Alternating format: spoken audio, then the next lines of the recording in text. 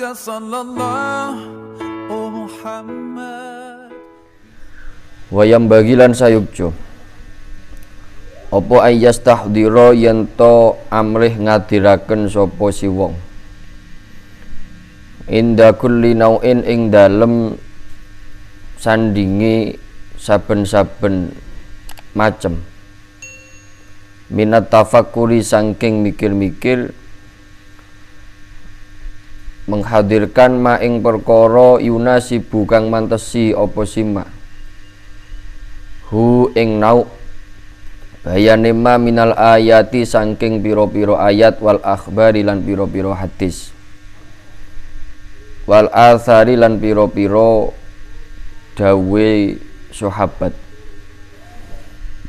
Waqat asyarna lan temen-temen wis paring isyarah sapa ingsun ila dzalika maring mengkunu-mengkunu ma yunasibuhu minal ayati wal akhbar wal athar inda kulli nau'in ing dalem sandingi saben-saben macem ngisarahaken bidzikri syai'in kelawan nutur suwiji-wiji ay qalilin minal ayati kang saking pira-pira ayat al munasibati kang mantesi apa si ayat lahu maring si kulli nau'in.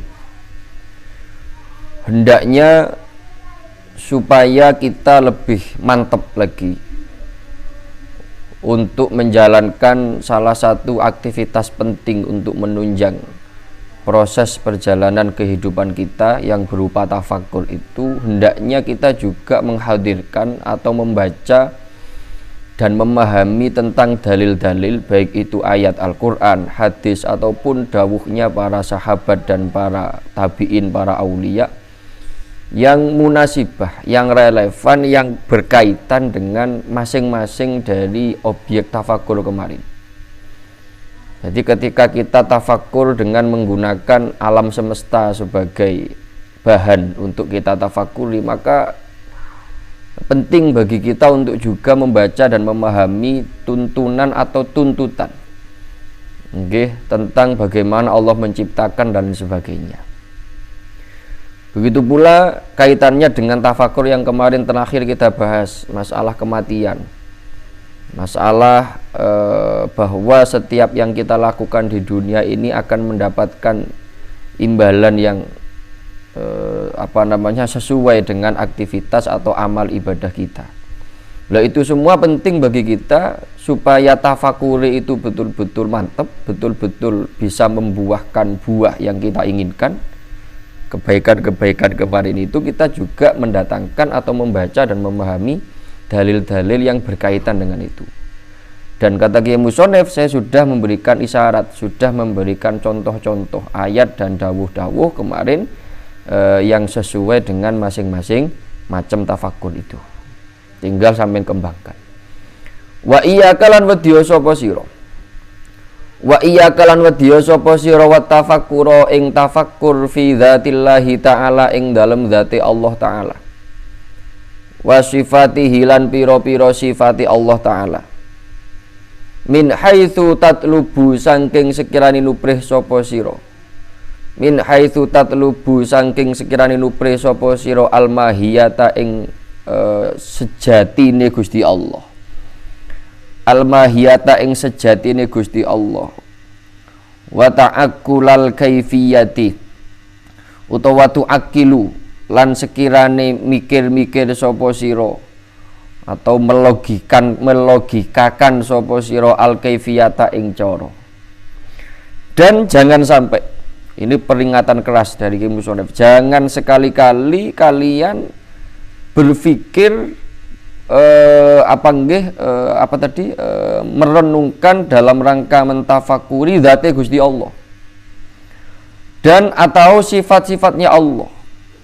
Dari segi sampeyan memikirkan atau membayangkan tentang zatnya Allah, tentang zatnya Gusti Allah, tentang mahiyahnya Allah, dan sampeyan berupaya, jangan sekali-kali berupaya untuk melogikakan kaifiyahnya Allah dalam bersifat itu. Karena itu akan menabrak tuntunan utawa pakem-pakem tauhid.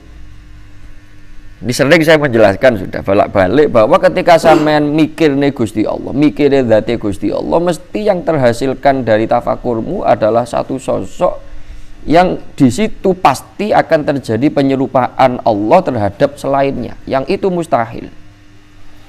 Begitu pula ketika sampean memikirkan sifat Allah, Allah itu maha qadim, Allah maha wujud. Ketika sampean sifat sampean pikirkan bukan sebagai sifat yang sudah jadi, tapi sampean pikirkan proses persifatan. Kok iso Gusti Allah ngene, piye carane? Lah ini tidak boleh.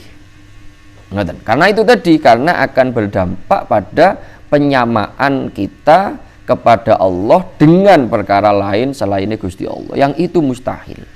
Yang bila diyakini bisa berdampak kemurtadan.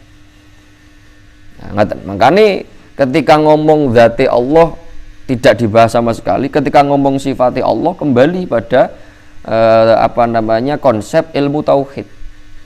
Bagaimana para ulama menjabarkan atau memberikan petunjuk pada kita bagaimana cara memahami sifat-sifat Allah, baik itu sifat wajibnya, sifat muhalnya ataupun sifat jaiznya. Jangan menambah-nambahkan tentang hal-hal yang oleh para ulama sudah dibatasi untuk tidak sampean masuki.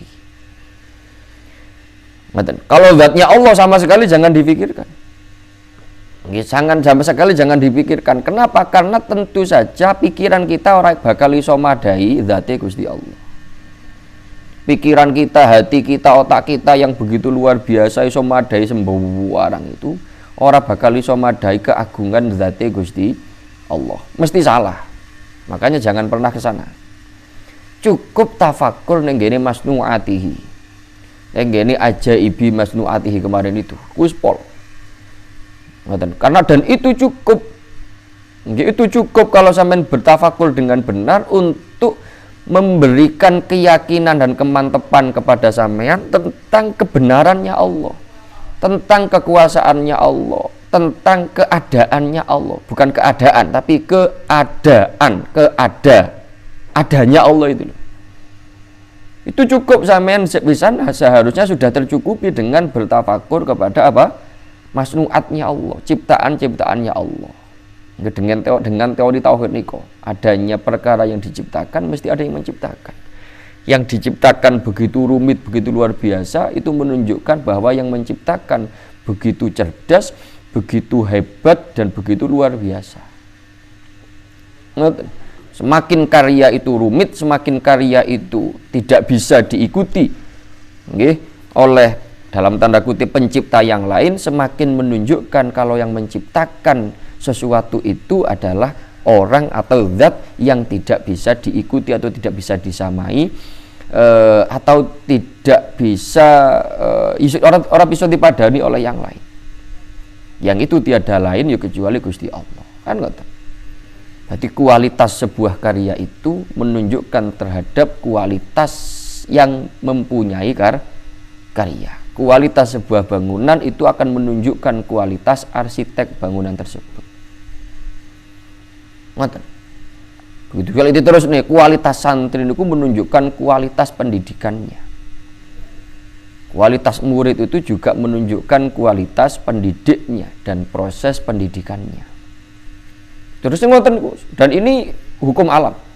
Gampangannya mesti ngono kuwi. Begitupun dengan penciptaan alam semesta. Ketika alam semesta yang begitu hebat, begitu agung, begitu luar biasa, yang akal sehat kita tidak akan mampu menerima ketika atau tidak akan bisa menerima ketika ada orang, manusia, sosok, organisasi yang mengklaim sebagai penciptanya, maka pasti yang menciptakan itu adalah zat yang luar biasa. Itu sudah cukup untuk membuktikan bahwa Allah itu zat yang maha segala-galanya. Nggak perlu, nggak penting dan tidak boleh kita memikirkan zati Gusti Allah. Karena itu tadi mesti salah. Tafakkaru fi khalqillah wala tafakkaru fi dzatillah. Ngoten nggih, dadi mikir-mikira ning ciptaane Gusti Allah. Jangan sekali-kali bertafakur zatnya Allah. Zati Allah itu untuk ditafakur tapi untuk diimani. Nggih, zatnya Allah itu bukan untuk ditafakuri tapi untuk diimani. Kalau penciptaan atau ciptaannya Allah itu untuk ditafakuri, dijadikan bukti penguat bagi kita orang yang beriman tentang adanya Allah, tentang kekuasaannya Allah, tentang azamahnya, keagungan Allah. Faqallama wala'a, gitu nggih. Bidzalika ahadun illa wa hawa fi mahawi ta'tili. Faqallama wala'a, lan saidik banget. Wala'a, ngoten nggih, gumantung. Bidzalika kelawan mengkono-mengkono tafakur fi dzatillah sapa ahadun wong siji illa wa hawa, kejaba hale temurun sapa si ahad fi mahawi ta'tili ing dalem pira-pira jurange taktil niku ngosongaken wa tawarrutin lan apa nggih wa tawarrata lan gawe iktikad sapa si ahad fi tawarrata apa niki nggih sibihi atau sibahi ing dalem pira-pira iktikad nyerupakan Gusti Allah. Ini sudah saya terangkan tadi. Bener berarti nggih. Itu berarti keterangan-keterangan yang sering kita sampaikan ini sesuai dengan manhajnya Ahlussunnah wal Jamaah. Jadi sedikit sekali atau bahasane kene saleh saithik banget kayak ilah, enggak enek. Jadi tidak ada peluang selamat bagi siapapun yang mencoba untuk bertafakur pada zatnya Allah kecuali dia pasti akan terjerumus pada kekosongan, artinya gak akan menemukan. Dan yang lebih bahaya lagi yang saya tak sampaikan tadi itu, dia akan mempunyai satu keyakinan yang keyakinan itu akan tergolong terhadap keyakinan yang ada unsur tasbih, menyerupakan Allah dengan zat yang lain. Kenapa? Logikanya ngeten. Logikanya lek sampean bayang nih Gusti Allah dan sampean pasti yang pertama itu tadi taktil, nggak akan menemukan. Ini bener ini. Kalau sampai di sini sih bener. Tapi ketika sampean terus berpikir ning zati Allah, pasti sampean akan terus mencari satu bayangan sosok ideal mungguhmu subjektif nih.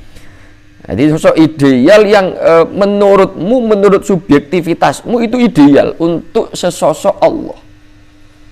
Dan ketika sudah sampai pada taraf itu, pasti sampean nanti terjebak pada tasbih, penyerupaan Allah kepada perkara lain yang ini mustahil dan bisa sesat, bisa murtad. Karena menyamakan Allah dengan makhluk. Lho kok iso ngono? Bolak-balik tak omong disini. Bolak-balik tak terang nih bahwa sampean membayangkan sesuatu semaksimal, seideal apapun bayanganmu itu pasti karena terpengaruh oleh informasi yang sampean temukan, yang sampean dapatkan, baik itu dari telingamu, dari matamu, dari mulutmu, dari pikiranmu. Jadi pikiran itu tidak akan begitu saja berjalan begitu saja menghasilkan sebuah bayangan, sebuah imajinasi tanpa terpengaruh oleh bantuan indera-indera yang zahir ini. Sampeyan bayang nih wong ayu sing wayu nemen. Saumpamane. Itu kenapa? Pasti terpengaruh oleh matamu yang pernah melihat kecantikan yang menurutmu itu maksimal. Sampeyan membayangkan atau berimajinasi tentang suara yang begitu merdu dan indah, itu pasti terpengaruh dari informasi yang pernah sampean ambil dari telingamu bahwa suatu saat dulu mungkin sampean pernah mendengar satu suara yang begitu indah sehingga sampean bisa mengembangkannya. Begitu juga sampean bisa merasakan kelembutan dengan indera peraba sampean. Yang kemudian semen membayang nih kelembutan sesuatu dalam imajinasimu itu pasti juga terpengaruh oleh oleh indera perabamu yang pernah merasakan satu kelembutan. Nggak mungkin tidak. Nggak mungkin tidak. Sehingga ketika seumpamanya sejak kecil sampean nggak punya mata, nggak punya mulut, nggak punya telinga, nggak punya indera peraba sama sekali, sampean nggak akan bisa berimajinasi. Karena tidak ada yang membentuk imajinasi itu, informasinya kosong. Loh, sehingga ketika sampean membayangkan sesuatu perkara, pasti perkara itu yo karena terpengaruh bayangan yang hasil itu loh, yang terhasilkan itu pasti terpengaruh oleh apa? Oleh pandangan matamu yang pernah memandang makhluk. Oleh pendengaran telingamu yang pernah mendengar suara makhluk. Oleh indera perabamu yang pernah meraba, yang pernah merasakan kehalusan makhluk, apapun itu. Sehingga hasil dari imajinasi yang sampean tafakuri itu pasti keri-keri yopot adalah bentuk makhluk. Lah padahal mustahil Allah itu kok podo ambek makhluk. Nah, ini bolak-balik kudu difahami betul. Yang ini menjadi alasan logis kenapa kita dilarang. Toh tidak akan pernah bisa bertafakur dengan objek tafakur berupa zat-e Gusti Allah. Karena sekali lagi zatnya Allah bukan untuk ditafakuri, bukan untuk dilogiskan atau dimasukkan ke akal kita karena nggak akan pernah madai, tapi zatnya Allah itu hanya untuk untuk kita imani. Nah, untuk kita imani, dan ini memang ujian keimanan. Ketika zatnya Tuhan ini tidak pernah menampakkan dirinya dan tidak terjangkau oleh imajinasi siapapun manusia itu. Nah, ini memang sekali lagi bukan tantangan keimanan itu di situ, mengimani satu zat yang tidak pernah kita lihat, tidak pernah kita rasakan, tidak pernah kita dengarkan suaranya, tidak pernah kita rasakan kehadirannya bagi kita orang awam, tapi kita wajib iman. Loh, untuk memperkokoh atau menguatkan atau meyakinkan keimanan itu salah satunya tafakur ning ngene makhlukat itu, ning ngene ciptaan itu. Nggih, dengan konsep tadi itu bahwa adanya ciptaan pasti ada yang menciptakan. Semakin hebat, semakin rumit, semakin bernilai tinggi ciptaan itu, semakin menunjukkan kualitas yang menciptakan. Lukisan ini bernilai seni tinggi. Mesti sing delok, sing nilai jurine langsung mikir, ini pasti senimannya adalah seniman yang luar biasa. Paham? Ada sebuah gedung bangunan yang bernilai arsitektur tinggi. Jangan begitu presisi, begitu rumit, begitu detail. Nggih, jadi sudut-sudutnya ukurannya dari satu bagian begitu detail sekali. Yang memahami itu orang-orang yang paham arsitektur. Loh, siapa yang mengetahui karya bangunan yang indah itu, yang begitu detail, yang begitu luar biasa itu, semuanya penuh dengan nilai filosofis gitu ya. Maka dia akan memikirkan bahwa niki arsiteknya betul-betul luar biasa. Tidak ada satu bagian sekecil apapun yang lepas dari perhatian si arsitek ini. Sangat-sangat detail. Nah, pasti ngoten. Dairo itu mengagumi, hebat bangunan ini, iso enek dhewe. Dairo kan? Pasti kemudian dia itu otomatis seketika langsung memuji, langsung mengapresiasi si arsitek yang menciptakan bangunan yang maha dahsyat itu. Begitu pula seharusnya kita bertafakur ketika sampean mentafakuri bagaimana, contoh yang mudah saja nih. Contoh yang mudah saja. Ojo leneng awak dewi mungkin terlalu ringan bagi kita yang memang kurang mikir ning situ. Kita melihat melihat deru ombak itu yang bergantian, yang luar biasa. Oleh diterus neng alam semesta, wah sebenarnya gitu. Itu begitu detail gitu loh. Itu begitu detail. Pergantian malam ke siang ini begitu detail. Artinya dan presisi dan ajik gitu. Pada musim tertentu maka matahari akan terbit lebih awal. Ngeten nggih, pada musim tertentu. Dan ini pasti nih. Nggih, sehingga almanak kalender Masehi itu tidak pernah berubah. Kecuali fenomena alam seperti halnya gerhana matahari sak pitunggalane yang kadang-kadang terpengaruh oleh atmosfer yang bagaimana itu. Tapi yang hari yang kita rasakan itu begitu presisi, begitu tidak pernah berubah. Bayangkan ketika pergeseran planet-planet itu ada sedikit perubahan saja, bagaimana kacaunya nanti mobilitas yang ada di angkasa sana. Siapa itu arsiteknya? pasti adalah zat yang tidak mungkin manusia.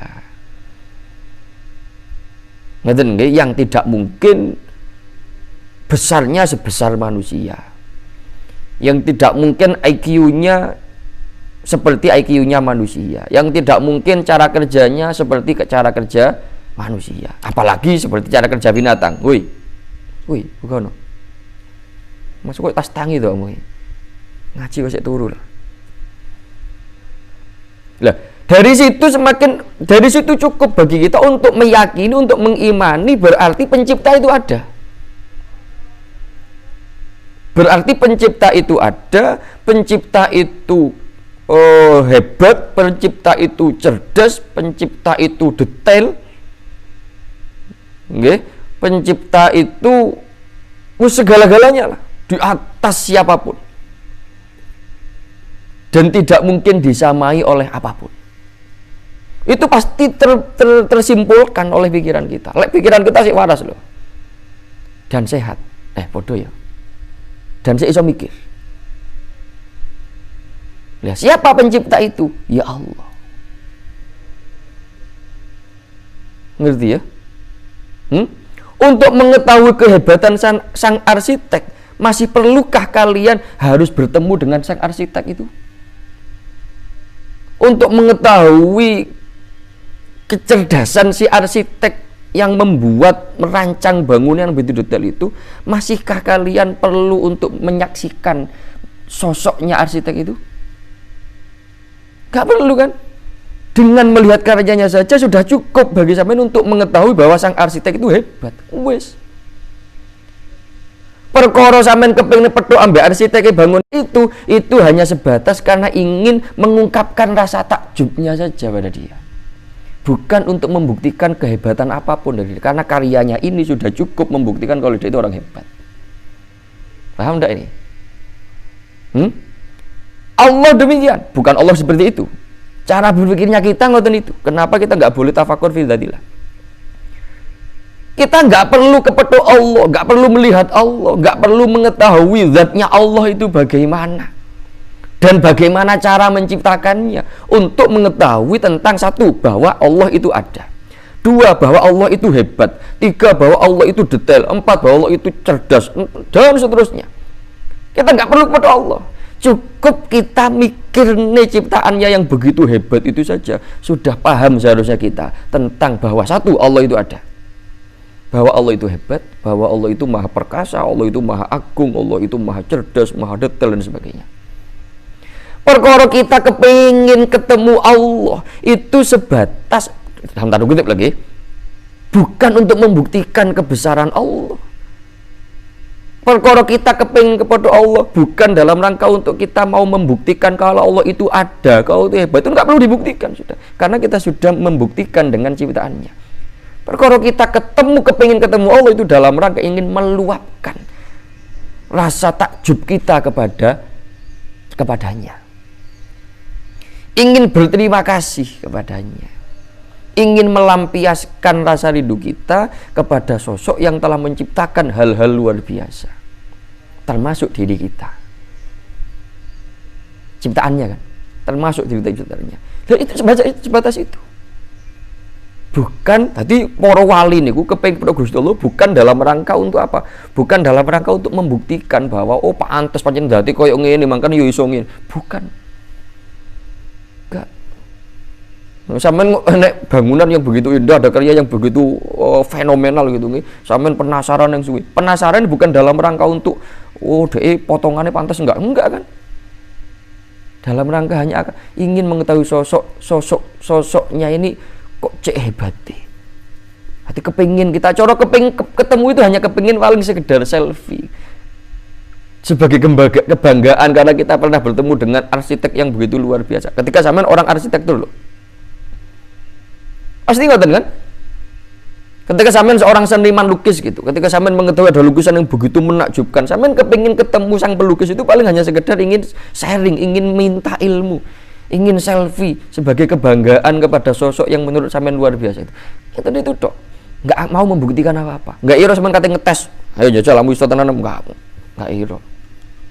Nah, begitupun kerinduannya para walinya Allah. Pengen kepada Gusti Allah, kita seorangnya orang mukmin pengen kepada Gusti Allah bukan dalam rangka karena ingin membuktikan kalau Allah itu betul-betul yang menciptakan atau yang menguasai dan sebagainya.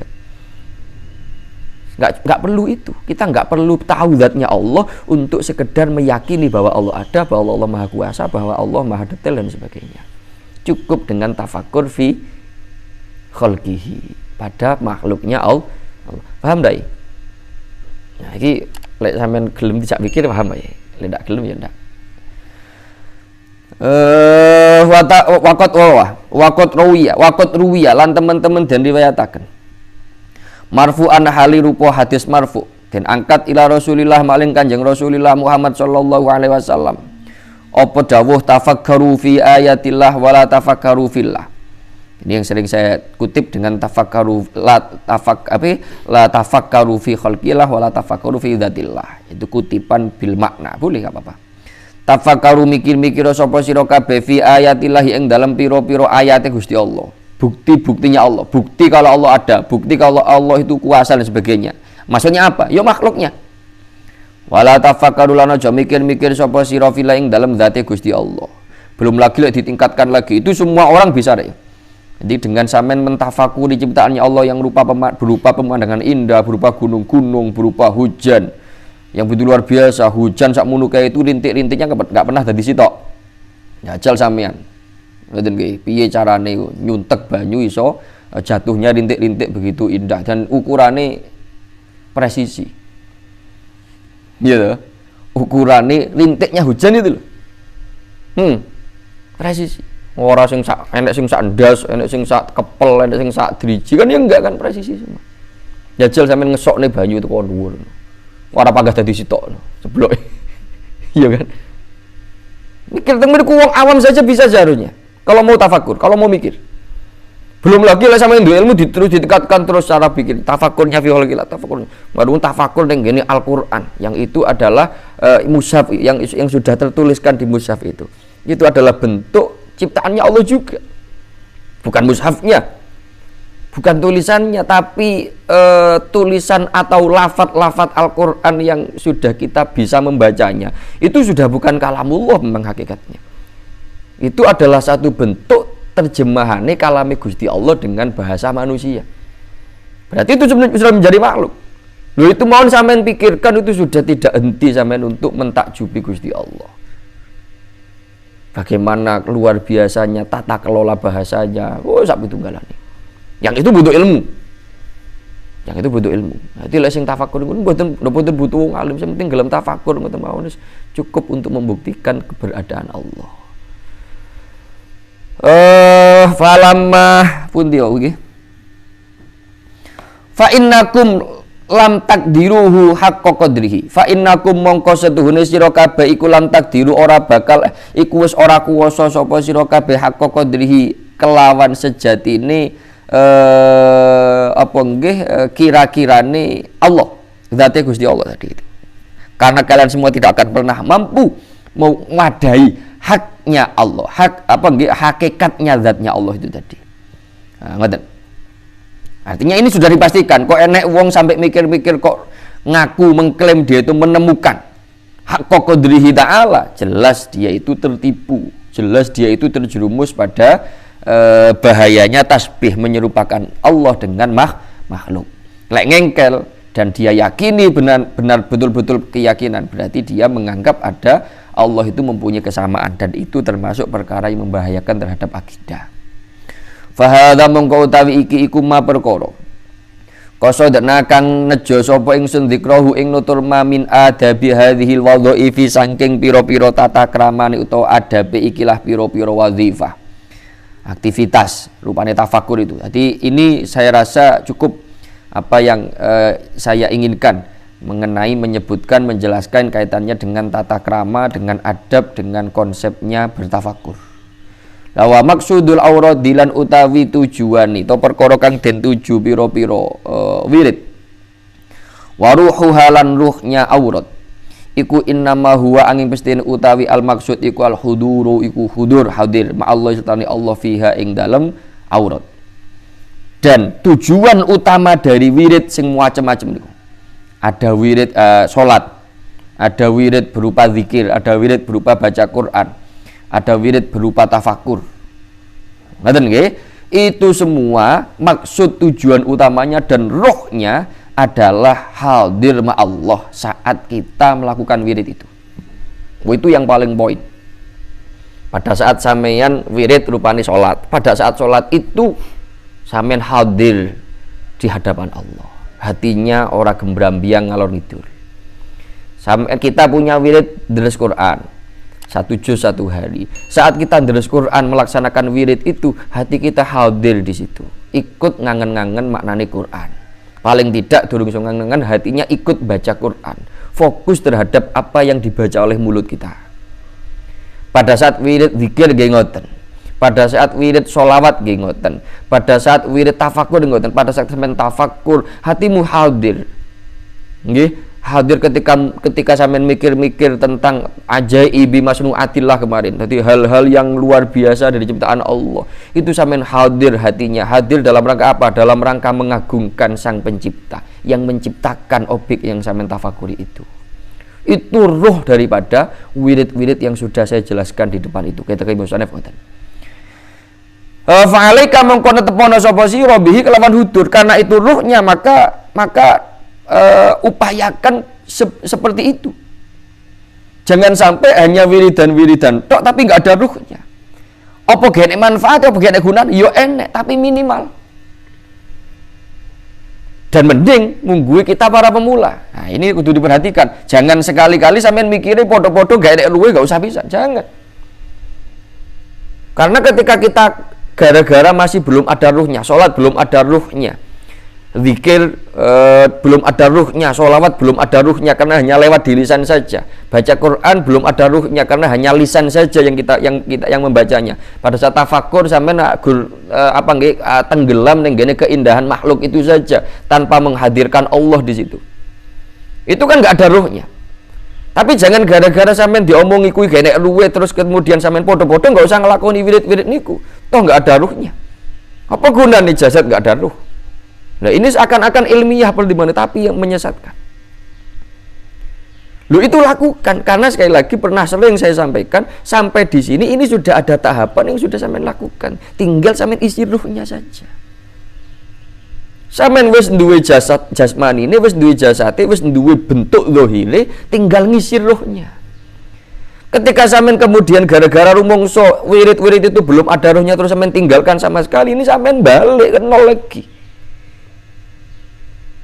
Pada satu kondisi di mana sampean jangankan ruhnya, jasadnya saja, lahirnya saja, bentuknya saja masih belum punya. Bagaimana mau mengisi dengan ruh? Wong sing arep diisi gak enek. Nah, sampean balik neng nol nih berarti. Paham? Ya? Jadi wis mending ketika sampean sudah punya wirid baca Quran, wis mending ketika sampean punya wirid salat duha, salat tahiyat, salat wudu dan lain sebagainya. Wis mending sampean punya zikir, punya wirid sholawat tiap hari sekian. Wis mending sampean punya wirid tiap hari mutolaah pelajaran sekian sak pitungalane. Wis mending sampean punya wirid tafakur, tapi tidak usah metu sing adu-adu, mentafakuri diri saja, mentafakuri alam semesta yang terlihat di hadapan kita saat ini saja. Meskipun masih belum ada ruhnya di situ. Kenapa? Karena kita tinggal mengisi semua aktivitas yang sudah baik itu dengan ruhnya saja. Dengan cara apa? Kita terus belajar untuk menghadirkan Allah di semua aktivitas wadhaif wirid kita itu. Paham enggak ya? Hah? Ngono, ojo balik nih. Balik dekat toko-toko nggen. Balik dekat toko-toko nggen. Dan memang prosesnya semacam itu. Proses normalis semacam itu. Sulit sampean mau mendapatkan satu kondisi kok langsung iso nggih, langsung sebagai pemula langsung bisa mendatangkan sosok, mendatangkan jasmani, jasad, sak ruhnya. Sulit. Memang prosesnya dari situ, dari lahir dulu, lahiriah dulu, kemudian kita garap ruhnya. Sholat secara fikih, secara syariat dulu, kita datangkan kemudian nilai-nilai tasawufnya. Ngerti? Walantasilalan ora bakal tumeka sapa sira ilahi maring Gusti Allah. malam tasluk ing dalam selagine durung ngambah sapa sira thariqahu ing dalane Gusti Allah. Dan jangan berharap sampean akan bisa mampu sampai kepada Allah ketika sampean tidak pernah mengambah dalan, tidak pernah menempuh perjalanan menujunya. Sampean berharap kepingin teko Jakarta, tapi sampean tidak pernah menempuh perjalanan menuju Jakarta. Kan ngimpi. Hah? Sampean kepingin iso teko apa nggih iso, sampean kepingin iso secara jasmanimu sampean ada di Istiqlal sana. Tapi sampean nggak pernah berusaha untuk menempuh perjalanan menuju Istiqlal. Malah menuju tempat lain. Begitu juga tidak akan pernah kita sampai ke Allah tanpa kita berjuang, berupaya untuk menempuh jalan yang jalan itu menuju Allah. Ngoten lho. Wahia utawi thariqahu iku naklul a'mali al-zahirati ma'atakallu fil huduri ma'allahi fiha. Iku naklul a'malikum mindah piro-piro amal al-zahirati kang zahir ma'atakallu fil huduri sertane merdi-merdi hadir ma'allahi sertane Allah taala fiha ing dalam amal al-zahir. Apa thariqahnya itu? Ia menjalankan amal-amal zahir beserta kita paksakan diri kita untuk hadir di amal-amal zahir itu. Nah, ngeten ya. Jangan berharap iso usul tenggene Gusti Allah lek amal zahir saja masih belum kita lakukan. Ya kudune napa? Satu tapak demi tapak, satu tapak demi satu tapak harus kita jalani, harus kita panjat.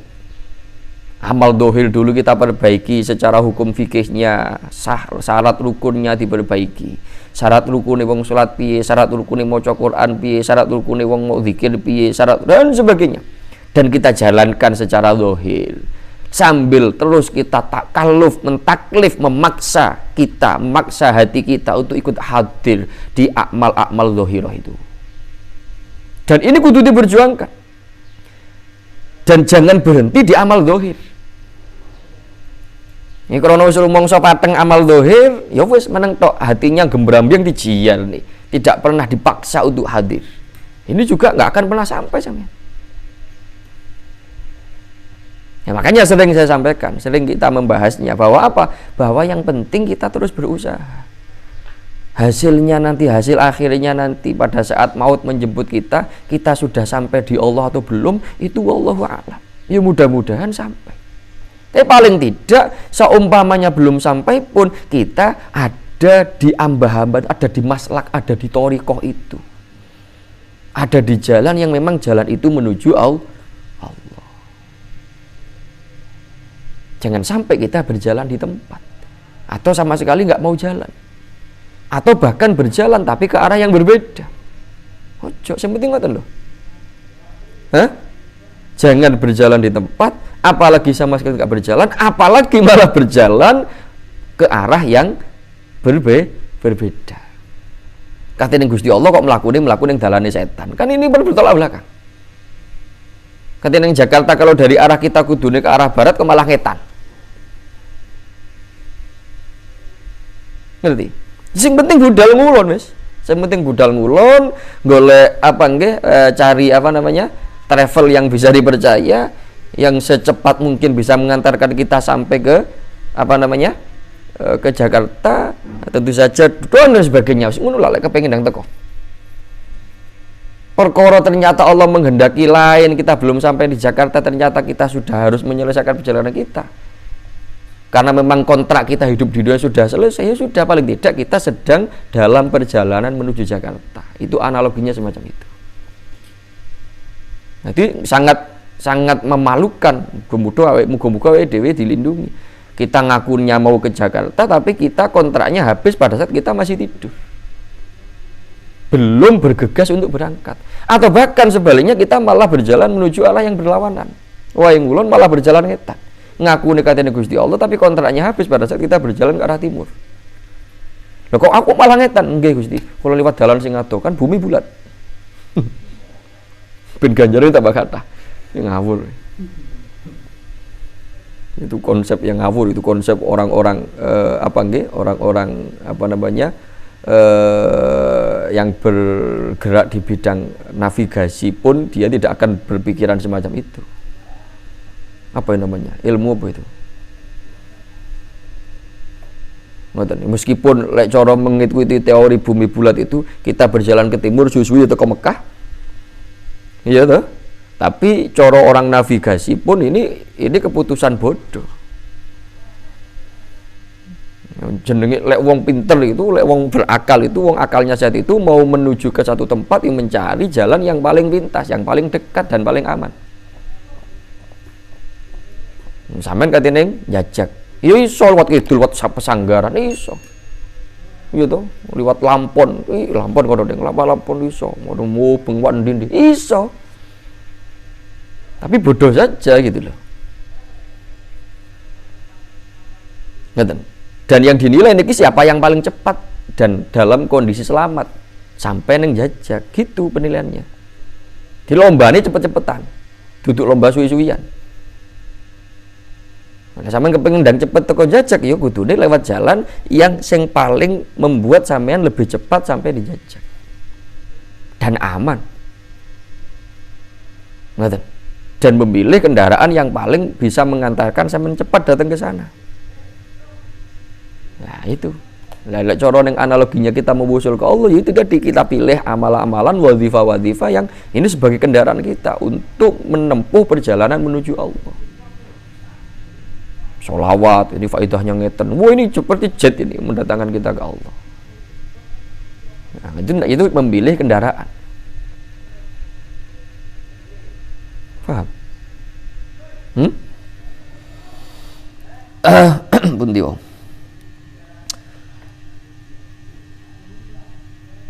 Fa in wadhabta mongko lamun netepi sapa sira. Ala hadza ing atase naklul a'mal adh-dhahira. Terus pripun iki? Gosiyat ka anwarul qurbi, gosiyat mengko nungkepi. Nungkepi itu meliputi atau memenuhi ka ing sira apa anwarul qurbi apa cahayane keparek Allah. Wa fadat lan lumeber al kang ngatasi sira apa ulumul ma'rifati piro-piro ilmu kemakrifatan. Ketika sampean sudah betul-betul fokus konsentrasi ning ngene wazifah semacam ini, yaitu naqlu dzahirah ma taqulu fil khudur ma Allah taala. Dalam proses itu tanpa sampean sadari Allah akan memberikan cahaya-cahaya kurbahnya kepada sampean. Allah akan melimpahkan ilmu-ilmu kemakrifatannya kepada sampean. Nah, ini yang sering saya sampaikan. Lek sampean menyadari, sampean untuk cerdas menangkap itu. Maksudnya apa? Sering kali saya sampaikan bahwa apa? Enggak usah dadak golek-golek ijazah ben makrifat Gusti Allah, golek ijazah ben karamat, enggak usah. Yang penting prosesnya saja sampean lakukan. Syariate lakonono dengan baik. Sampai berikhtiar. Dalam proses itu ketika sampean menjalannya dengan baik, Allah akan kasih petunjuk sendiri. Ulumul ma'rifat ini kan petunjuknya Allah. Yang dengan ini sampean bisa betul-betul usul ke Allah nanti. Yang ini adalah satu keniscayaan yang Allah janjikan akan diberikan kepada kita. Jadi artinya nggak, ketika saat ini kita masih belum berangkat, tidak usah ameng-ameng, tidak usah apa kuat aku, apa kuat numpak motor ke ini Jakarta, wah men. Nggak usah pikir ngoten, sing penting prosesnya dilalui, cari kendaraan sebaik mungkin, tuku tiket sing apik mungkin, gue bekal yang betul-betul mencukupi, sampai tunggalannya kondisi fisik dipersiapkan, nanti Allah sendiri akan kasih stamina tambahan di tengah perjalanan. Dengan tekadmu yang kuat itu, dengan pikiranmu yang positif itu, dengan optimismemu yang tinggi itu, maka dilalai sing mau sampean lemah, numpak motor kene kono lemes, dilalai Gusti Allah kayak kekuatan. Paham? Gambarannya kira-kira ngoten iki. Hati kita bayang, apa iso aku ndelok atiku ngene salat san Allahu Akbar asit ati tekon dindi. Apa iso aku usul Gusti Allah. Zikir wis bener zikir terus gak kesel enggak apa, tapi pikiran kon dindi wah angel. Apa iso aku usul Gusti Allah. Gak usah mikir ngoten. Sing penting apa? Jalani. Ketika niat sampean kuat, artinya optimis atau apa nggih, tekad sampean itu kuat dan sampean melalui proses itu dengan benar, dengan sungguh-sungguh, nanti Allah sendiri yang akan membukakan pintu-pintu ilmu ma'rifatnya kepada kita. Wa fadat 'alaika ulumul ma'rifat. Allah akan melobirkan, akan nyuntek, melimpahkan ilmu-ilmu kemakrifatan kepada kita pada saat kita menjalani proses itu dengan baik dan benar. Nah, ngene lah ya. Fa inda dzalik mungkin dalam nalikane mengkono wasiat ka adwarul qurbi wa fadat 'alaika ulumul ma'rifah yak balu nerimo sapa sira yak balu nerimo apa kalbuka ati sira Allah ing atase Gusti Allah bikulliyatihi kelawan sekabehane ati. Pada saat itulah maka hatimu akan tiba-tiba ngeten nggih tanpa sampeyan sangka, tanpa sampeyan menyadarinya, hatimu dipenuhi dengan kuliahnya Allah. Ngeten lho nggih, dengan Allah. Gambaran ngoten wis lah. Hatimu akan dipenuhi dengan Allah. Dalam proses itu ketika benar dilaksanakan, satu saat hatimu akan penuh dengan Allah. Gambarannya supaya mudah dicerna bagaimana sampean akan menjadi orang yang melakukan apapun itu betul-betul murni krono Gusti Allah. Ngerti loh, itu gambarannya hati dipenuhi Allah itu. Melakukan apapun yang ada di dalam pikiranmu, dalam hatimu Gusti Allah. Sehingga mustahil ngelakoni kemaksiatan, wis. Karena mustahil sampean bermaksiat karena Allah, kan lucu. Ngelawan Allah karena Allah. Piye carane?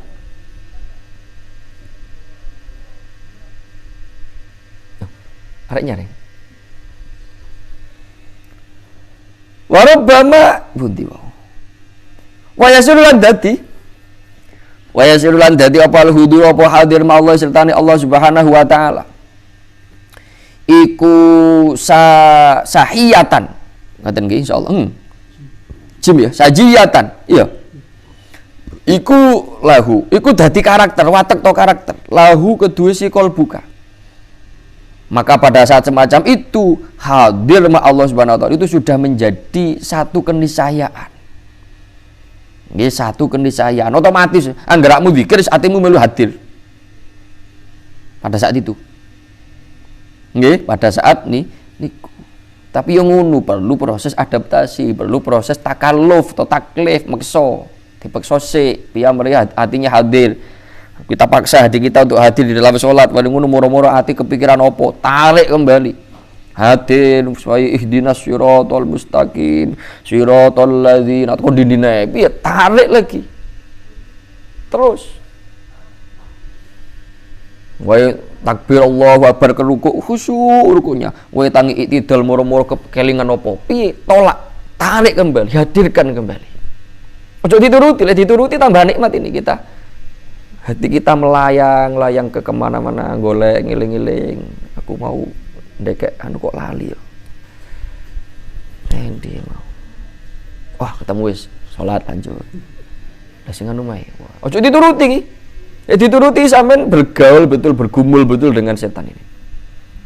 Terus setan membawamu terus. Kan ngoten, setan itu kan selalu mengganggu ngoten. Ketika kita mau sholat, setan selalu mengganggu kita supaya nggak sholat. Kalau saja tidak diganggu, bendak sholat angel, diganggu piyambake sampeyan bener sholat tapi tujuannya riya. Ketika nggak berhasil, sampeyan akhirnya sholat dengan kondisi ikhlas, maka di situ sampeyan diganggu untuk keluar bendak khusyuk, hatimu bendak ada di situ. Nah, ngoten nggih. Ketika selesai sampean ternyata berhasil melawan itu semua, sholat dengan khusyuk, bar sholat sampean diganggu untuk apa? Untuk menceritakan, untuk ujub, untuk merasa hebat sampai tunggalannya. Waduh, setan gak leren-leren. Mendek itu gak sih ngono kuwi. Ya ojo disalahne. Nah, ini tugas kita ngoten lho, ojo nusu ning setan, percuma juga kita nusu ning setan. Itu tugas dia. Tugas kita melawan. Tugas kita nggak mengikuti apa yang diinginkan, apa yang digodahkan oleh setan.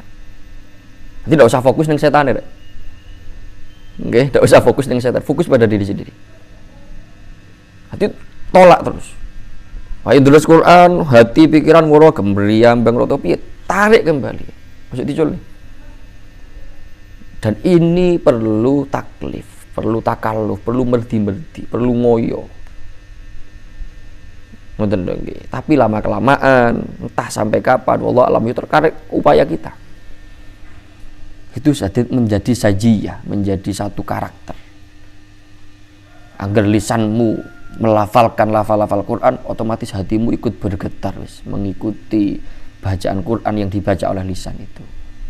Ngoten kira-kira. Putih wau. Sajiyatan lahu. Wa apa niki? Wa khuluqan lan dadi pekerti. Rosikhon kang tumancep. Berarti menjadi karakter, menjadi karakteristik. Fatasiru mongko dadi sapa sira ku tatakallafu iku apa jenenge wau merdi-merdi sapa sira al-hudur ing hudur mal khalqi sertane para makhluk indal hajati yang dalam nalikane kebutuh ilahi maring khalq. Lah pada saat itu terjadi kondisimu malah berbalik. Sampeyan malah ketika harus fokus mikirnya makhluk itu butuh takalluf. Ngeten lagi. Ketika sampean harus bersosialisasi dengan makhluk, sampean butuh takalluf di situ. Butuh meksa awakmu. Karena apa? Karena karakter sampeyan, karena keasikan sampeyan sudah pada satu kondisi ketika sampeyan berdua dengan Allah, ketika sampeyan zikir dengan Allah, ketika sampeyan membaca kalam-kalam Allah, ketika sampeyan sholat dengan Allah, sehingga ketika sampeyan terpaksa harus berinteraksi dengan makhluk selain Allah, ini sampeyan perlu memaksa diri. Seperti dulu pada saat sampean pemula menjalankan proses ini, sampean lebih asik dengan makhluk, mau bertemu Allah, sampean kudu meksa dhisik. Nah, pada titik nanti itu kebalik. Hebat paling ya. Paham enggak ini maksudnya ini? Ngerti? Paham? Nah, kan sekarang kita lebih asik dengan makhluk kan? Dengan teman. Okay? Dengan HP, dengan televisi, dengan harus macam-macam lah, dolanan, macam-macam. Dengan makan, dengan minum, dengan macam-macam. Nah, pada saat hatimu sudah dipenuhi dengan Allah, sudah merasakan lazatnya munajat, lazatnya hadir ma Allah, maka sebaliknya ketika sampean butuh mangan weteng, ini sampean mau bergegas, mau beranjak untuk makan, ini sampean perlu memaksakan diri. Paham? Tapi kok mbok gawe lho ya. Nyapa malah ndak tau sareng wek kanca. Ora tepat ngaji. Kula lek empun lungguh wiridan iku wis. Ajenge beranjak ngalih niku wah abot. Ya jenengan mboten kira teko mikir ngeten niki. Iya wis. Berarti sampean lulus dhisik saurunge aku. Bagus. Ini tidak dibuat-buat, tidak dibuat-buat. Jadi para wali niku cara ngopeni masyarakat, ngopeni rakyat, ngopeni keluarga itu dalam tanda kutip terpaksa sebagai kewajiban karena masih terikat dengan keluarga. Masih punya tanggung jawab untuk menuntun masyarakat. Yang itu tetap dilandasi Gusti Allah. Yang menjadi pemicunya ya tetap Gusti Allah, karena Allah yang menyuruh saya ini gitu.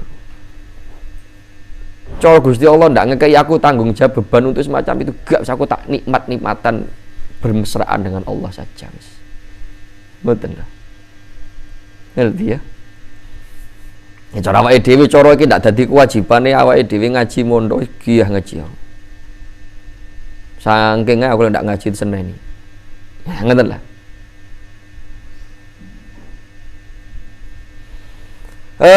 Pundi ya?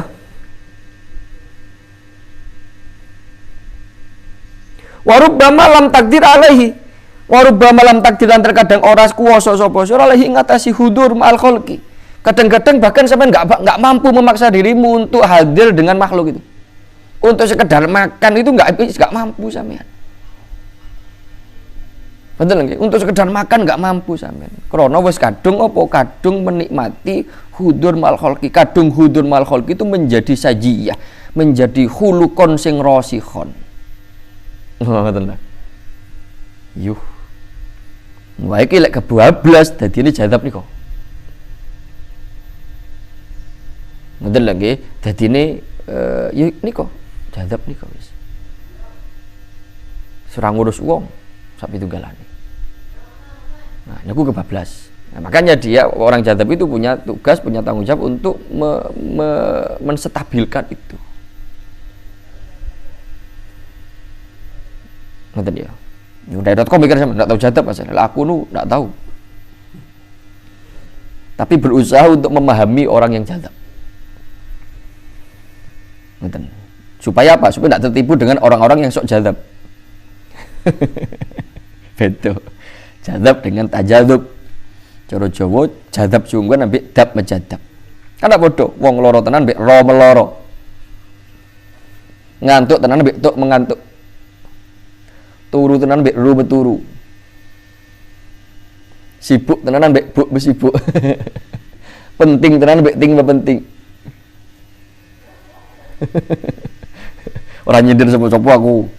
Sampean kesindir yo, sampean yang terlalu baperan. Lu tetap mbek ngelirik kula.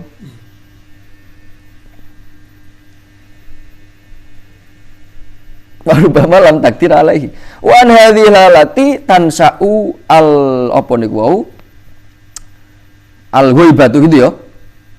Nah, wal istighraku wal fana'u amma siwa Allah. Lah niki. Wa an hadhil lan saking ikilah tingkah tansa'u cukul. Apa al ghaibatu apa nggih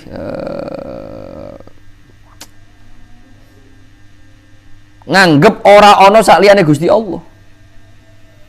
Wal istighraku lan tenggelam.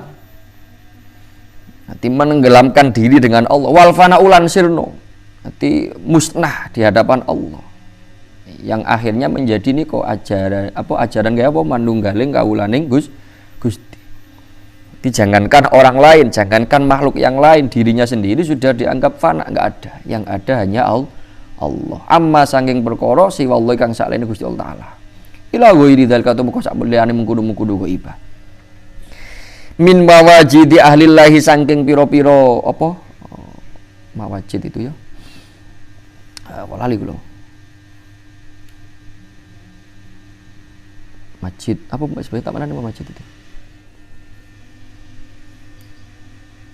Apa rek? Oh, kebagusannya ahli ini Allah. Wa aslu dzalika. Sekali lagi yang kondisi mentalnya belum kuat menahan itu, gelora itu, dia akan jadzab. Keten nggih, yang mampu menetralisir gelora itu tapi tetap pada jalur fana amma siwa Allah, dia menjadi seorang tokoh, seorang kekasih Allah yang tidak meninggalkan tanggung jawab kemanusiaan dia terhadap sesama manusia. Kenapa sering kali saya sampaikan balik-balik? Kenapa sering kali saya sampaikan itu bahwa kondisi jadzab itu belum puncak karena contoh ideal, contoh sempurna tentang wusule makhluk tenggene Khalik, tenggene Gusti Allah niku yo Kanjeng Nabi. Tapi lek dibanding wong awake dhewe yo waduh, jadzab wis teko kene rek. Ya, wis teko, wis sudah sampai di sini. Sudah sampai pada satu titik di mana sudah tidak ada sakliyane Allah dalam hatinya. Nah, kan ojo, berarti ndek tingkatane wong jadzab. Lek dibanding Gusti Kanjeng Nabi rendah. Karena dibandingkan yang lebih atas. Lek dibanding awake dhewe yo tawur. Nah, kita masih ngopeni akmal al-dhahira saja sih kacar-kacir. Teko wateng yo dhisik dhewe salat jamaah. Quran yo dhisik dhewe, teko wayahe lemes lesu yo. Keri dhewe kadang ya ora barang. Gitu. Nah, itu bagaimana itu solusinya? Ya tafakur tadi itu. Aku kok paling ngene iki nyopo, aras-arasen iki nyopo. Ngiseling, loh, aku diawasi Gusti Allah, Dik. Ya, ngono. Winginane ki lho, Dik. Lah kuwi tombone. Engkane santri dadak enek sing dadak curhat aku kula mau males pripun carane ben ndak males. Aku dhewe sering males padha ae. Iso karek maca dawuh-dawuh ulama ngoten niku. Ben gak males. Kemarin itu kan membuahkan apa semangat beribadah. Tafakur tentang masalah tentang kalau kita diawasi. Tafakur tentang masalah kalau ibadah itu akan membawa kebaikan untuk diri kita sendiri dan seterusnya. Dan tentu saja ma'at takalluf. Jangan dibiarkan itu perasaan malas itu. Kudu dilawan, kudu dipaksa supaya kita meninggalkan kondisi malas itu. Toh manfaatnya besok buahnya kita sendiri yang menikmati, bukan orang lain. malas sinau, malas apalan, ya sampe eling-eling iki lho aku memperjuangkan diriku sendiri, bukan memperjuangkan orang tuaku, bukan memperjuangkan guruku yang mendidik, bukan, tapi memperjuangkan diri sendiri. Besok lah aku apal, aku alim, sing entuk bayu aku dhewe. Kenapa saya harus malas? Wong ini untuk diri saya sendiri. Ketika saya malas, ketika saya tidak melakukan ini, maka otomatis nanti yang rugi saya sendiri, yang bangkrut saya sendiri, yang tidak akan panen saya sendiri, yang malu saya sendiri. Siapkah kalian untuk malu atas kegagalan? Siapkah kalian untuk kecewa atas ketidaktahuan dan ketidakmampuan sampean sendiri? Kalau siap ya wis. Siapkah kalian tidak mendapatkan kemuliaan dari proses yang begitu nggak mudah ini kelak? Kalau nggak siap, yo bergegaslah. Ketika siap ya wis, siap jadi wong sing nggak berguna, siap jadi wong sing kecewa pada diri sendiri karena merasa nggak mampu apa-apa, siap menjadi orang yang malu karena memang tidak ada yang patut kita banggakan dari diri kita.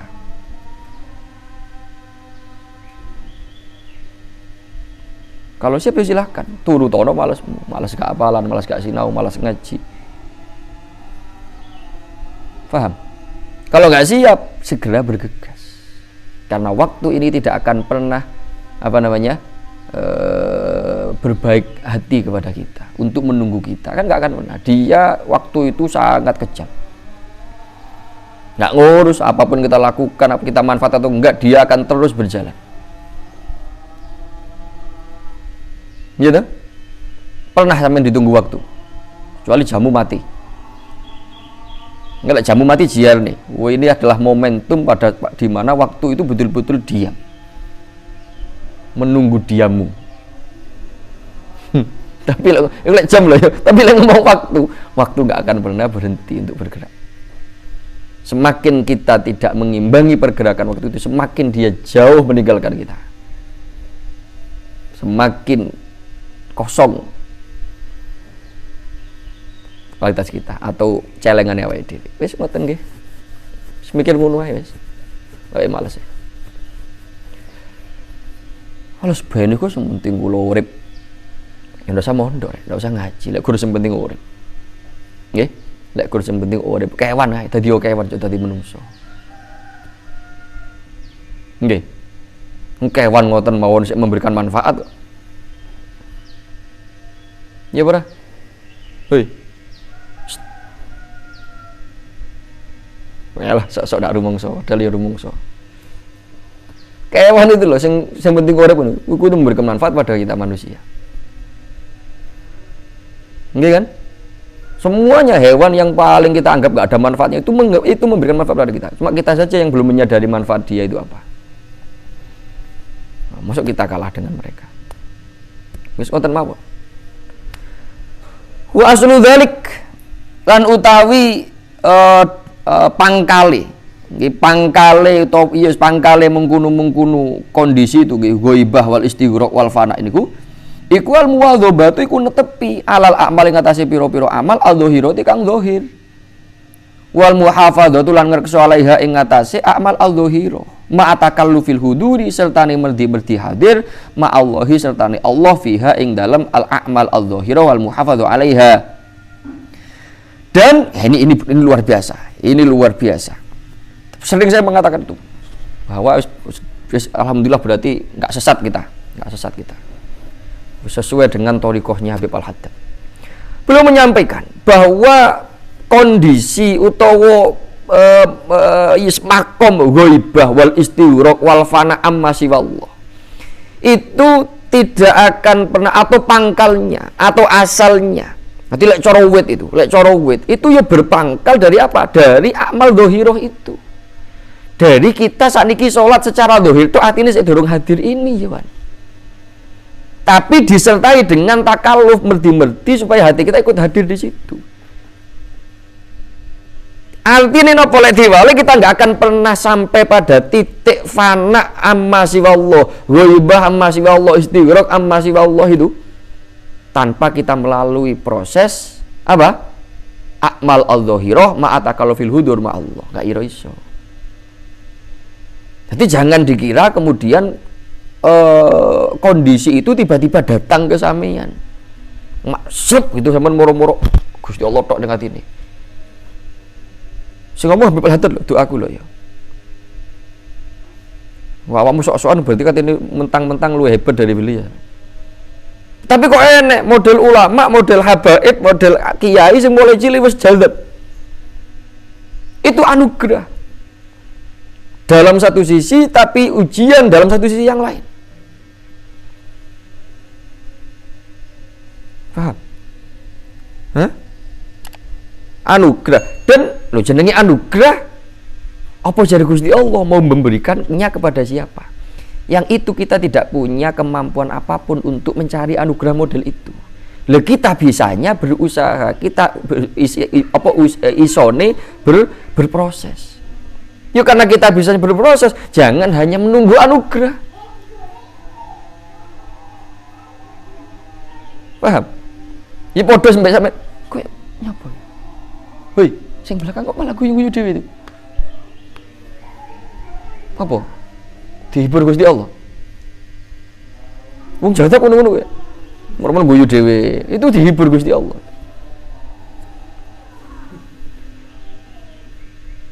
Moro-moro guyu. Jarene takoninya apa? Beb kok moro-moro guyu wae sampean. Iya tadi dari jauh Gusti Rasulullah itu tersenyum pada saya. Gitu wong jadak-jadak itu. Ya wis husnuzon ya. Bareng moro-moro ning Gusti Allah ning Kanjeng Nabi dilampai. Gusti Allah dilampai. Ojo Israel sing nglampai.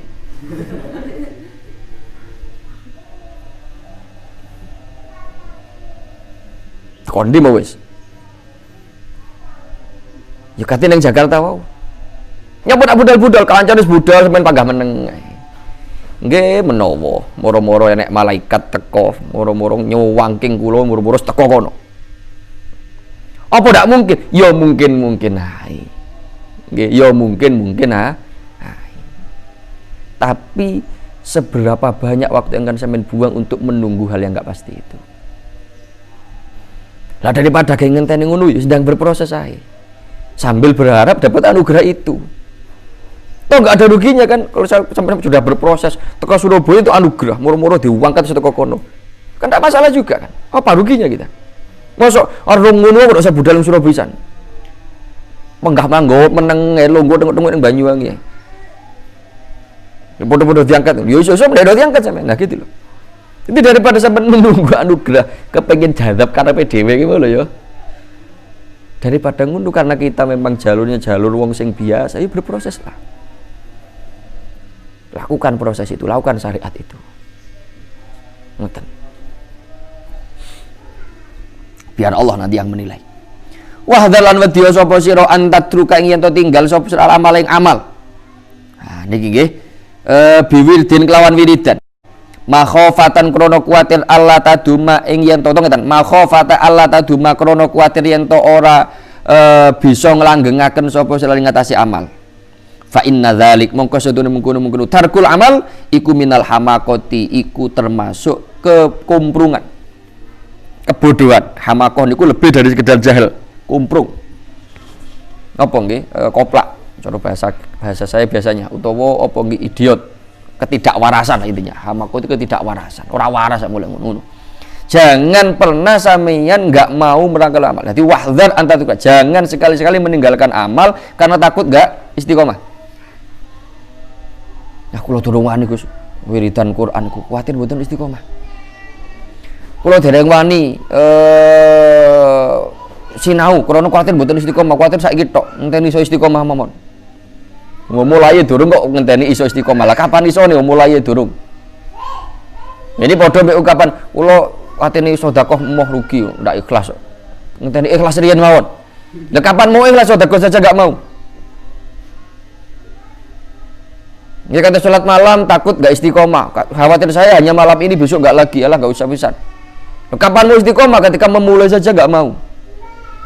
Jadi niki musyrik ketika sampai meninggalkan satu amal, satu wirid amal karena khawatir tidak bisa istiqomah menjalaninya, fa inna dzalik minal hamaqah. Ini kebodohan, ini ketidakwarasan. Ora waras. ngono ora waras. Wa yang bagilan sayuk jo opo Allah tak malafi kulli waqtin biasa bin nasyati wal farogi bal yang bagi antusamiya syai'an tazidu alaihi internasat. Nah niki sing penting. Wa yang bagilan sayuk jo opo Allah tak malayen to orang ngamal sapa sira fi kulli waqtin ing dalam saben-saben waktu. Dadi seyukyanya tidak beramal pada setiap saat. Ojo madhek ngene. Biasa bin nasyati kelawan milang-milang terengginasi. Wal farogilan ini sudah pernah kita bahas. Lek sampean pekah. Wal farogilan apa nggih nganggure. Bal yang bagi balik sayuk jo opo antusamiya yen to ngarani sapa sira sayan ing suwiji-wiji target tertentu tazidu kang nambahi sapa sira ing atase se indan nasyati ing dalem nalikani terginas pada saat moodnya sedang bagus-bagusnya tambahi wala tangkus lan ojo nyuda sapa sira minhu saking si sayan indal kasali ing dalem nalikani aras-arasan. Nah ini penting rek, ini poin penting sekali yang sangat mengena pada kita. Jadi seyukyanya jangan sampai sampean itu ngamal itu sak geleme sak kobere mengikuti mood yang sampean miliki utawa kesempatan yang sampean miliki. Kamu modele apalan piye? Nggih pokok angger nganggur kula nggih apalan lek pae sibuk ya mboten. Darusan Quranmu piye? Nggih lepas wae nganggur, wae kula semangat nggih maca kuwatah, wae mboten ya mboten. Salat malam piye? Nggih lepas wae kula mboten ngantuk, bengi mboten mboten turu kebengi mboten niku nggih tangi, lek mboten dan kuwatah, lek mboten ya mboten. Jangan.